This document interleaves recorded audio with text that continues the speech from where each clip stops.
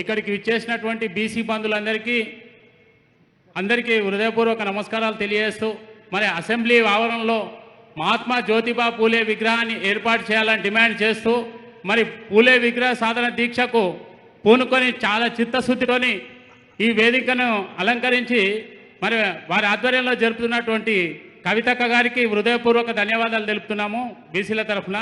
జై బీసీ, జై పూలే. మరి మహాత్మా జ్యోతిరావు పూలే విగ్రహాన్ని అసెంబ్లీ ప్రాంగణంలో ఏర్పాటు చేయాలని డిమాండ్ చేయడంలో మరి ఒక సామాజిక, రాజకీయ మరియు ఐతిహాసిక ప్రాముఖ్యత ఉన్నాయి.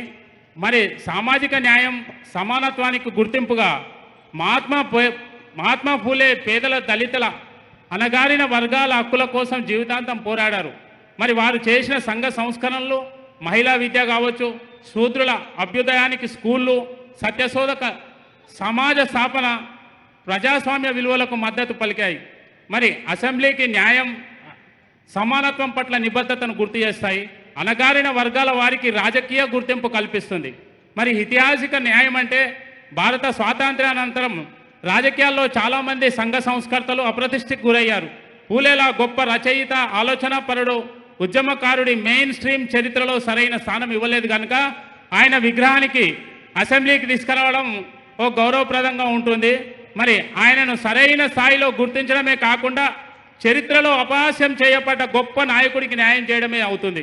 మరి రాజకీయ దిశకు వస్తే ఇది సాధారణ విగ్రహ స్థాపన కాదని, ఒక విధంగా ప్రభుత్వం తీసుకునే సామాజిక న్యాయం వైఖరికి ప్రతీకని, బహుజన వర్గాల ప్రాతినిధ్యం పెరగడం, వారి చరిత్రను గౌరవించడం అనే దిశలో ప్రగతిని సూచించగలదని భావిస్తున్నాం.